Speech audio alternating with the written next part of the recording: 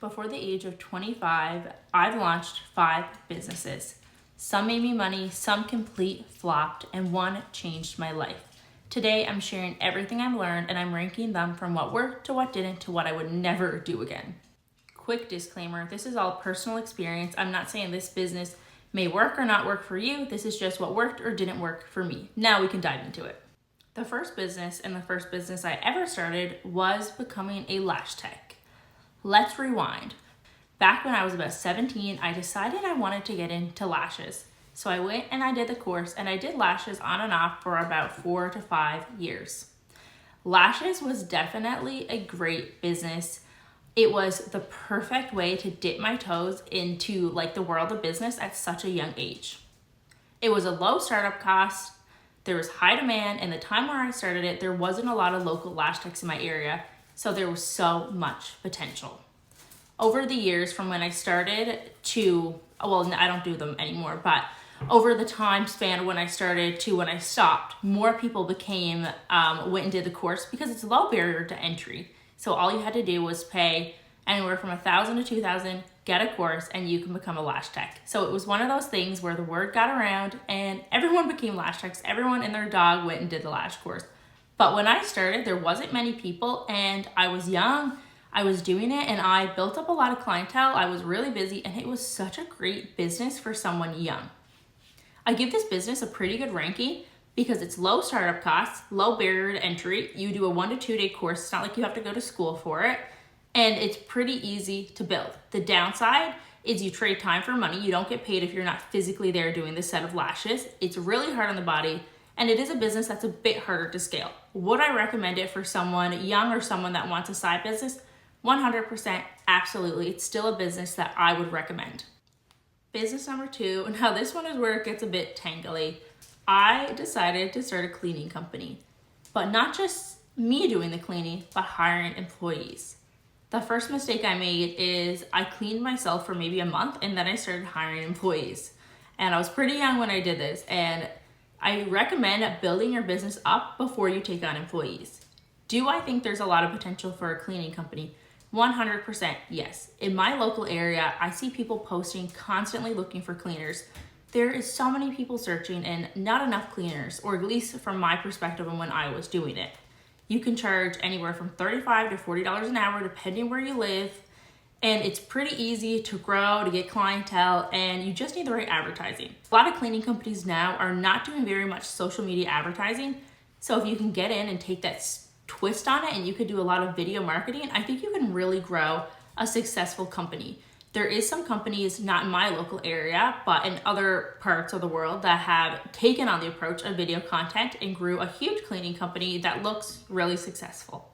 My biggest challenge with the cleaning company was definitely number 1 was the employees. I had a hard time finding employees, keeping employees. I paid well above minimum wage.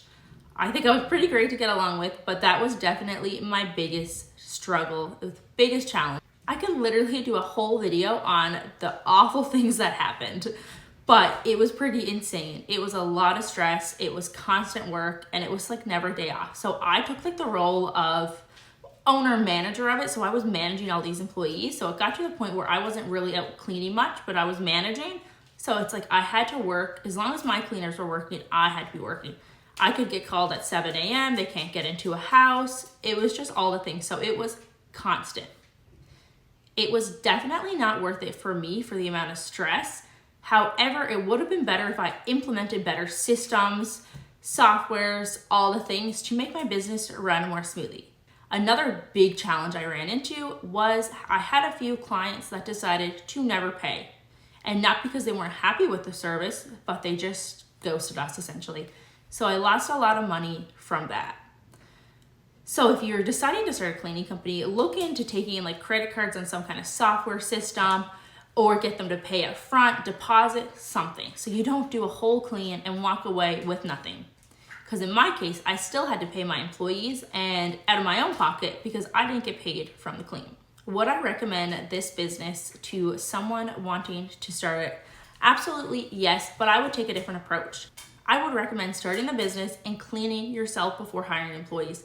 Build up a solid clientele, make sure you actually like it, before you hire on other people for your business. That is 100% the biggest mistake I made, but I also didn't want to be out cleaning. So if you don't love cleaning, I don't recommend it, but I see so much potential if you're someone that loves cleaning and wants to grow a service-based business. There's lots of potential. I don't think it's oversaturated, and I do think it is a great option.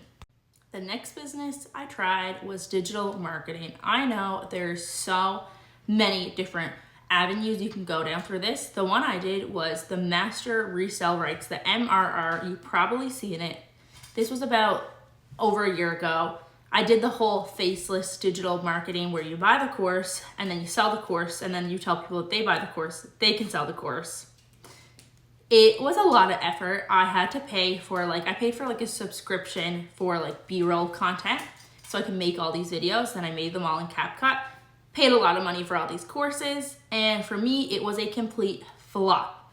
I stayed consistent with it for a while. I did everything I was supposed to. I grew an Instagram account, and guess how many sales I made? 0. Nothing. I spent a bunch of money and I made nothing. It was a complete flop, and it felt scammy to me, selling a course that you could also sell, and then you buy the course to sell the course.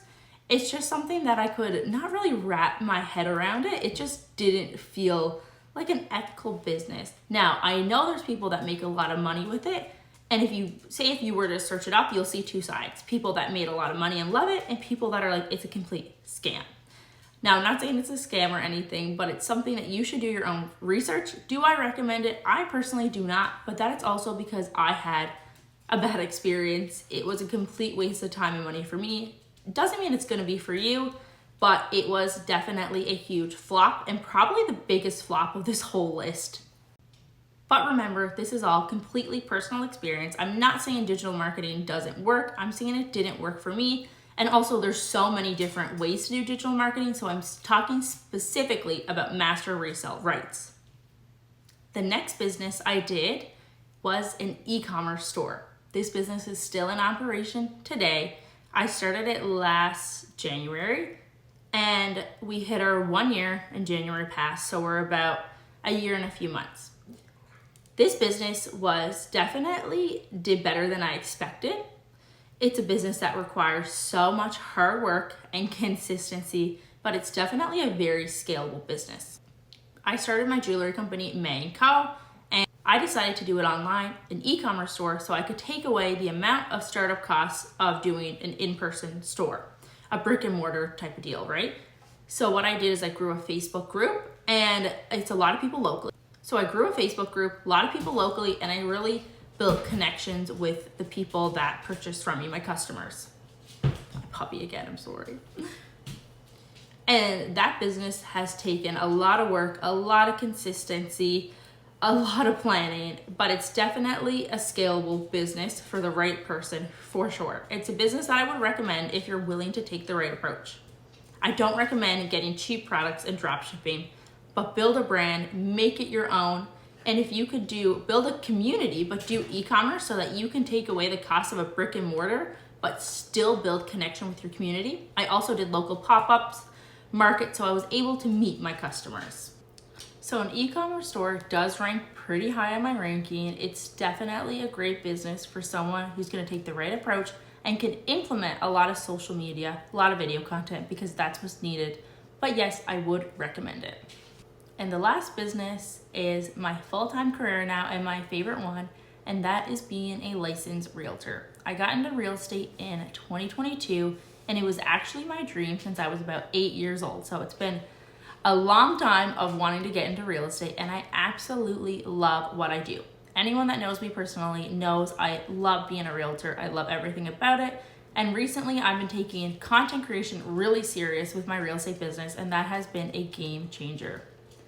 Real estate is definitely hard to start, but great when you can stay consistent and keep working hard.